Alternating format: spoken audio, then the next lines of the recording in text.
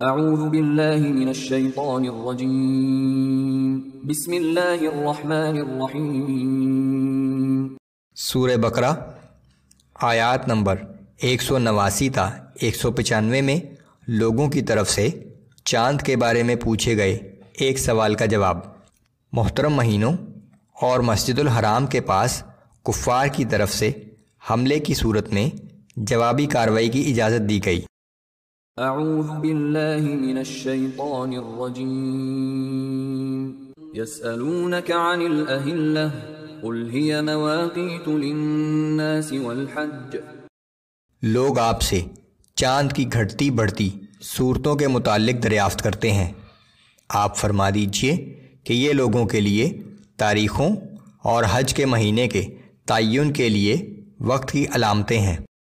وَلَيْسَ الْبِرُّ بِأَن تَأْتُوا الْبُيُوتَ مِن ظُهُورِهَا وَلَكِنَّ الْبِرَّ مَنِ اتَّقَى وَأْتُوا الْبُيُوتَ مِنْ أَبْوَابِهَا وَاتَّقُوا اللَّهَ لَعَلَّكُمْ تُفْلِحُونَ۔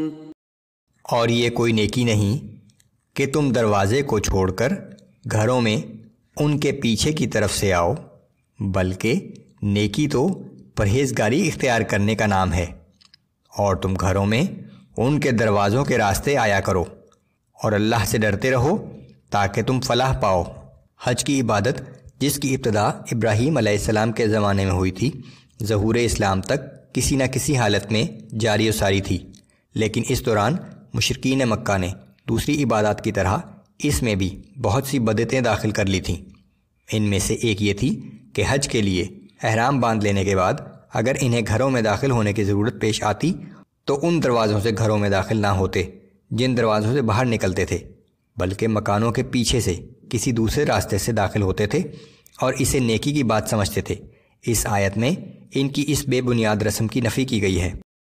وَقَاتِلُوا فِي سَبِيلِ اللَّهِ الَّذِينَ يُقَاتِلُونَكُمْ وَلَا تَعْتَدُوا إِنَّ اللَّهَ لَا يُحِبُّ الْمُعْتَدِينَ۔ اور اللہ کی راہ میں تم بھی ان لوگوں سے جنگ کرو جو تم سے لڑتے ہیں، مگر حد سے تجاوز نہ کرو، بے شک اللہ حد سے بڑھنے والوں کو پسند نہیں کرتا۔ وَاقْتُلُوهُمْ حَيْثُ ثَقِفْتُمُوهُمْ وَأَخْرِجُوهُمْ مِنْ حَيْثُ أَخْرَجُوكُمْ وَالْفِتْنَةُ أَشَدُّ مِنَ الْقَتْلِ۔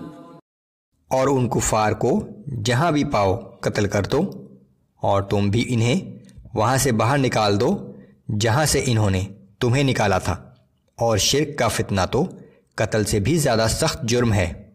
اس آیت میں پہلی مرتبہ ان لوگوں سے لڑنے کی اجازت دی گئی جو مسلمانوں سے آمادہ جنگ تھے۔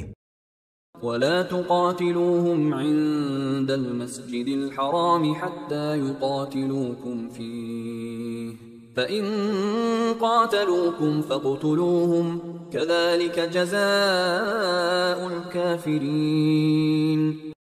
اور ان سے مسجد الحرام کے آس پاس نہ لڑو جب تک کہ وہ خود تم سے وہاں جنگ میں پہل نہ کریں، ہاں اگر وہ تم سے وہاں جنگ کریں تو انہیں قتل کر ڈالو، ایسے کافروں کی یہی سزا ہے۔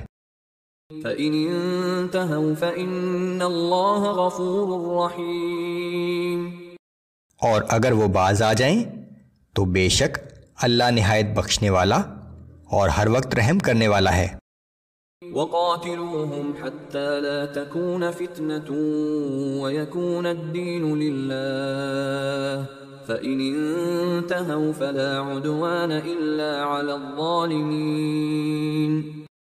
اور ان سے اس وقت تک جنگ کرتے رہو جب تک کہ شرک کا فتنہ ختم نہ ہو جائے اور اللہ کا دین غالب ہو جائے، پھر اگر وہ باز آ جائیں تو سوائے ظالموں کے کسی کے خلاف اقدام مناسب نہیں۔ الشہر الحرام بالشہر الحرام والحرمات قصاص فمن اعتدى عليكم فاعتدوا عليه بمثل ما اعتدى عليكم واتقوا الله واعلموا ان الله مع المتقين۔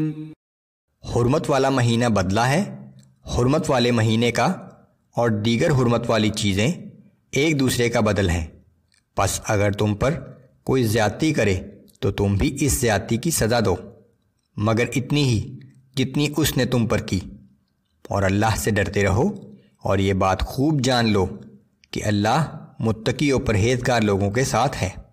حضرت ابراہیم علیہ السلام کے زمانے سے حرمت والے مہینوں میں جنگ و جدال کی ممانعت تھی، لیکن مشرکین مکہ اس کا خیال نہیں کرتے تھے اور لوٹ مار کے لیے مسلمانوں پر حملہ کر دیتے تھے۔ اس آیت کے ذریعے مسلمانوں کو اجازت دی گئی کہ ایسی صورت میں تمہیں بھی مناسب بدلہ لینے کی اجازت ہے۔ وَأَنفِقُوا فِي سَبِيلِ اللَّهِ وَلَا تُلْقُوا بِأَيْدِيكُمْ إِلَى التَّهْلُكَةِ وَأَحْسِنُوا إِنَّ اللَّهَ يُحِبُّ الْمُحْسِنِينَ۔ اور تم اللہ کی راہ میں خرچ کرتے رہو اور اپنے آپ کو خود اپنے ہاتھوں ہلاکت میں نہ ڈالو، اور اللہ کی راہ میں خلوص سے خرچ کیا کرو، بے شک اللہ تعالیٰ خلوص سے نیک کام کرنے والوں کو پسند فرماتا ہے۔